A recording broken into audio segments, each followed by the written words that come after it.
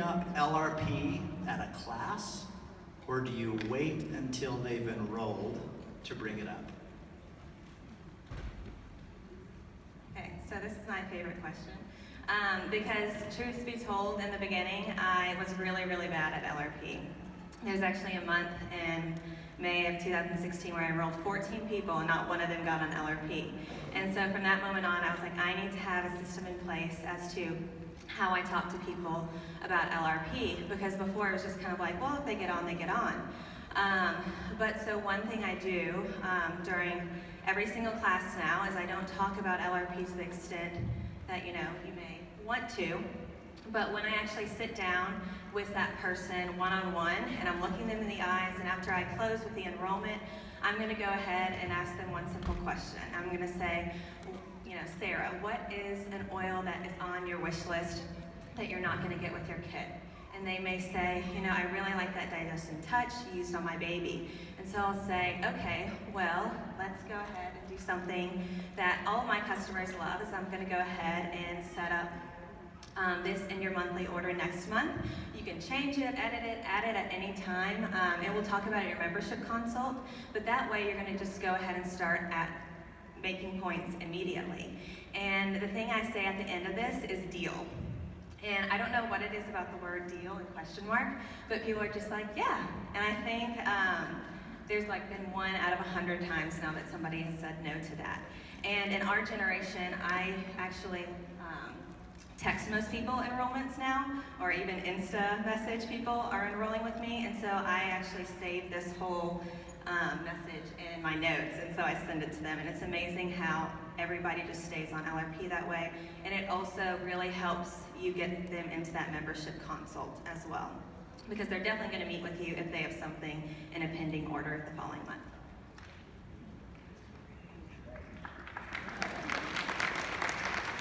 And I'm a little bit opposite of Brittany. I have found, I've done it both ways. I've done it at a class, a little mini introduction of LRP, and I've also done it during the lifestyle overview.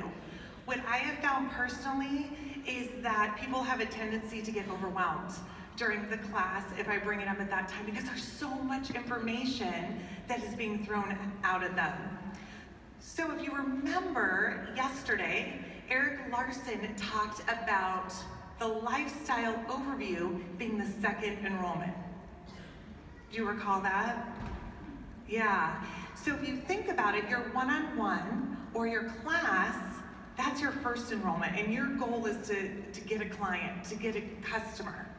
The second enrollment being that lifestyle overview, and the point at which you're not getting the client, you already have them, but you're hopefully getting that client for life, right? You're enrolling them in the LRP program. So I don't do it during the class.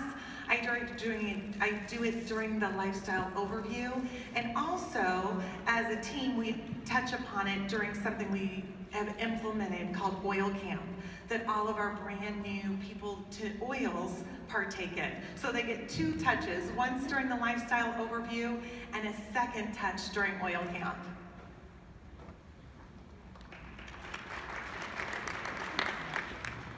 All right, does anybody else want to add to that?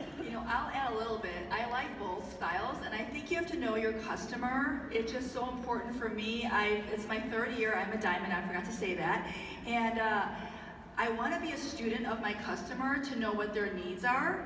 So I've learned to be flexible and not, in the beginning I was just so hungry to learn and look for the magic bullet of the exact right word to say. And I've learned to kind of read their body language and know their situation. So I'll plant the idea of an LRP because I cover the 4 keys to holistic health. And at the very end, I say there's 5 things we do every day that are increasing or reducing toxins in our body. And I go over those 5 products or categories, and then in their mind, they're already wondering, wait, how do I switch my toothpaste? I don't really say right away that doTERRA has a toothpaste, but then it opens the door for them to think about personal care products more than the oils. Fantastic. All right, the second question, how do you pitch LRP to the person who says they don't have the money? That's a great question.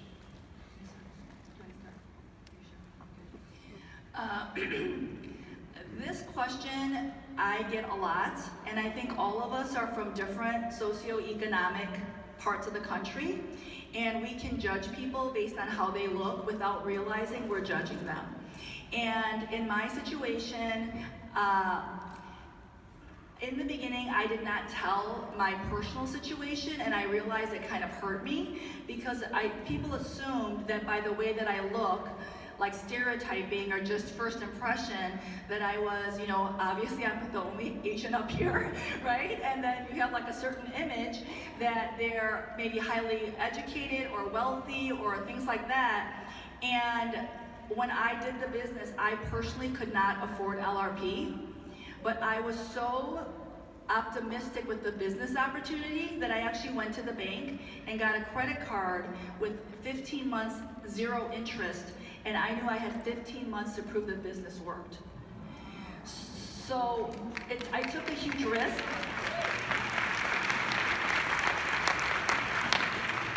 And so at the time, I never told anybody that. And I just took a risk, and you know how people flip houses? I had to flip oils. And so I really wanted like the entire LLV and everything, but I could not afford it. So I would have to conserve like $20 to $50 for myself, but I always placed $125 to get that extra free oil. And then I taught my customers what they could resell for the other 50 PV to turn it into $75. And then I help a lot of single moms. I'm in a very difficult situation raising 6 children by myself. And doTERRA just helped us get off of food stamps through Diamond Club.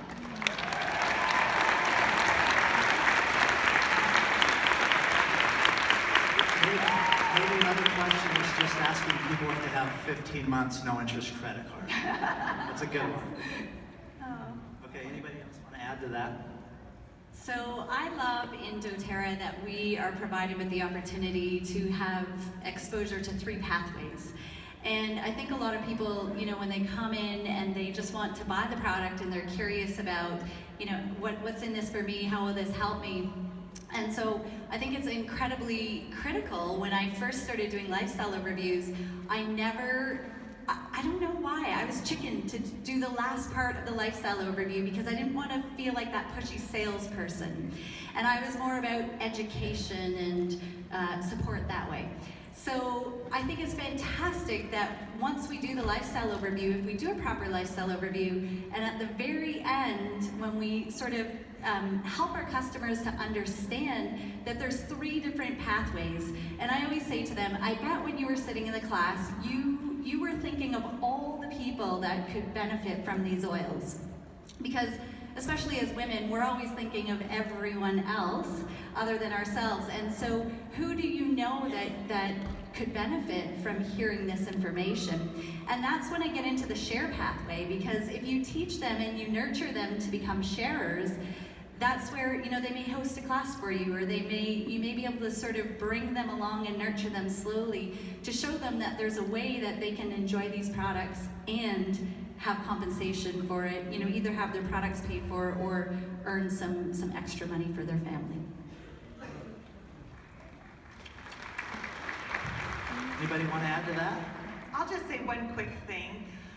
Oftentimes when people indicate that money is an object of concern, I challenge that a little bit.